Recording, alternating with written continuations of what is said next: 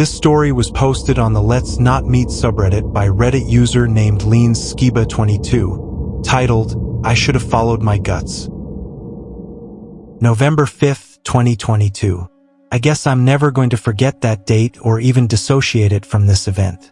I had just finished my courses of the year, and summer was right around the corner, so it meant that it was time to catch up with some of my friends. In this particular occasion, it was Nathan. His real name has been changed for the sake of anonymity. Nathan was my best friend at the time, and we would sometimes spend months without seeing each other. But when we did hang out, we would always do the same. Go get some snacks and catch up over coffee before sunset, then walk around town until it's around 9 p.m. and we call it a day. The usual. This time, though, nothing felt usual. From the moment I saw him, something in my stomach just dropped. It wasn't him per se, we were on good terms, but something about hanging out that day felt off. Right as I greeted him with a handshake and we went to our usual spot for coffee. We got there and things went by the books. I shook it off as me being nervous because I hadn't seen him in a long time. That was, of course, until Nathan mentioned that he felt like things around us were weird. Another drop in my stomach. I kept my cool, trying not to sound paranoid or something, but I guess I couldn't help it. "You feel it too?" I asked. He nodded. He said that he couldn't pinpoint what was wrong, but it was like our surroundings were odd, like hostile, even when there was nothing to fear. Was this some sort of shared paranoia? Was the end of the year getting to us? We didn't know, but we were for sure that it was the first time we felt something like that. We finished our coffee and I felt like maybe having a walk wasn't going to be the best idea. Maybe we should just call it a day now and go back to our homes while there's still light. At that moment, my dad called me and asked if I could find out the price of a phone he was thinking about buying. So while we were going to the store, in my mind I kept thinking, yeah, I'll ask about this and then we split. But no, for some reason, and even after what we had felt, we still decided to do our long walk until dark. That was my last chance to turn back before it all went down. We used to walk around this boulevard that wasn't really a dangerous area. During a normal weekend, it used to be filled with teenagers and young adults sitting on the grass division in the middle, drinking or smoking, listening to music too. It was a Saturday, 8:30 p.m., completely empty. I like to think that that was my last warning. As we passed a corner, I noticed two other guys who were coming from it as we crossed the street and kept walking straight. I looked over my shoulder and I noticed that they were behind us. They were probably around our age, maybe older. Now, something like that doesn't normally trigger my red flags, but these two did it with so little. What set me off first is that they weren't talking like us, they were dead silent. Secondly, their pace was off. They weren't trying to pass us, but they didn't stay way behind either. They were keeping distance. We were completely alone on that street, the four of us. As we approached the end of the boulevard, which goes down into a big park, I warned Nathan, "Hey, these two behind us, they might be onto something." Nathan looks over his shoulder, then back at me. "Wanna cross the street? Just to be sure." I nodded and we did so. We crossed the grass area in the middle and onto the other side and kept walking forward down the street. And that was when I saw it, when my heart, gut, and every organ in my body knew before my brain could process it. The guys on the other side upped their pace. One of them grabbed something from a fanny bag he had on his chest and went ahead of his friend, partner, whatever. Before I could react, this guy crossed the street, got in front of us and said, "Boys, keep it quiet or we'll shoot you both dead," as his partner got close to us as well. My vision went blurry.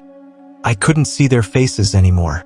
All I could see is that they were in front of us, threatening to end our lives and seemingly armed. I froze. My entire life literally flashed before me.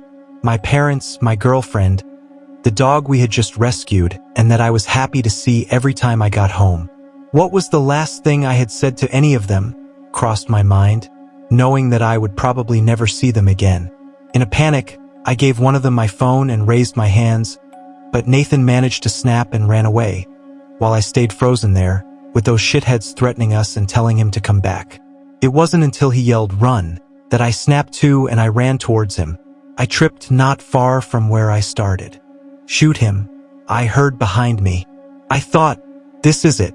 This is how I go. I gathered my strength and got up.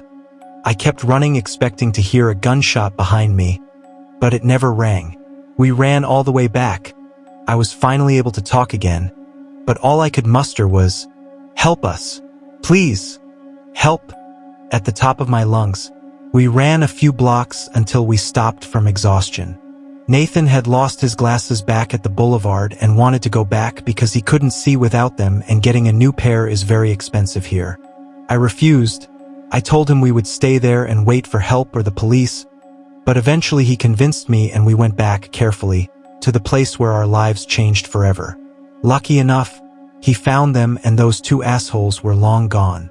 I'm not claiming that anything supernatural happened here, but I feel like everything that had happened before that horrific moment was some sort of warning sign trying to stop us from going there. Hell, when the dust settled, people started showing up in the boulevard, the same kind of people I described earlier.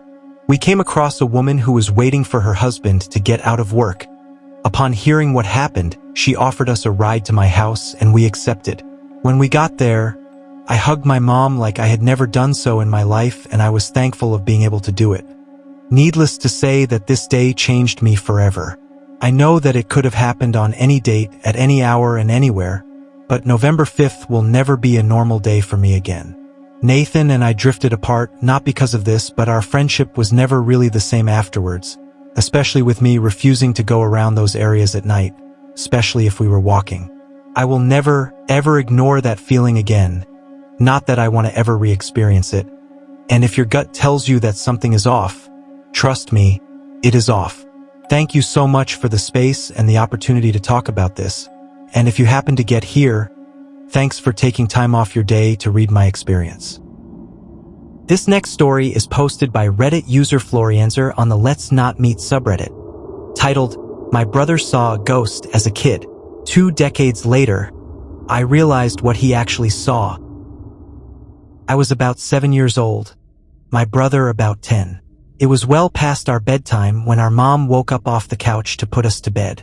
Our dad worked construction out of town back then, so it was often just us 3 at the house for weeks at a time. Up the stairs and to the immediate right was our parents' bedroom. Going left put you in the middle of a hallway. Taking another left down, that hallway led to my brother's room.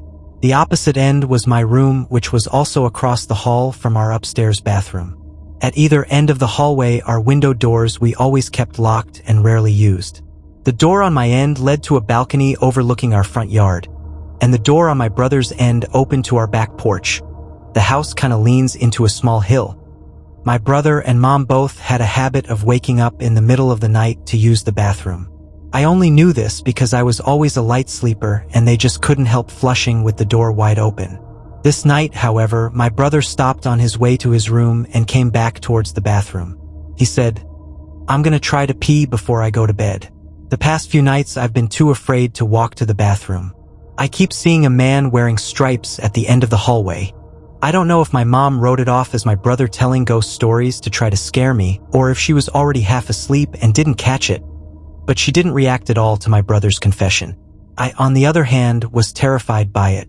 The fear of seeing a ghost like that at the end of the hallway or through the windows is the reason I started running from the stairs to my bedroom at night. Years later, when I was about 18, my mom and I were having a conversation in her car about a dog we had for a very short time when I was little.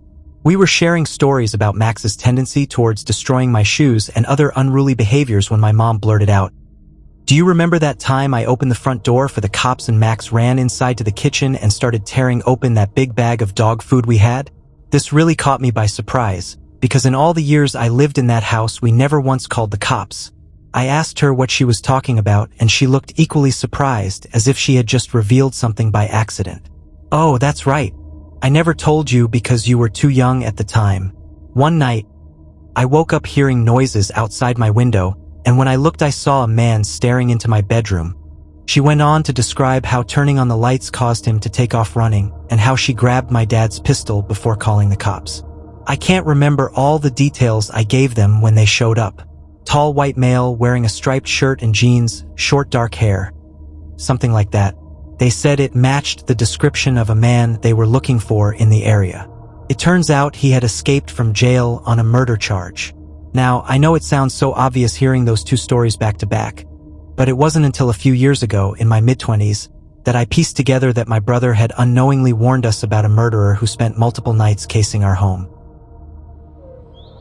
If you've made it to the end of this video, thank you. I appreciate you so much. If you find creepy, disturbing, or horror contents interesting, please do like and subscribe for more videos like this. With that being said, I'll see you guys in the next one.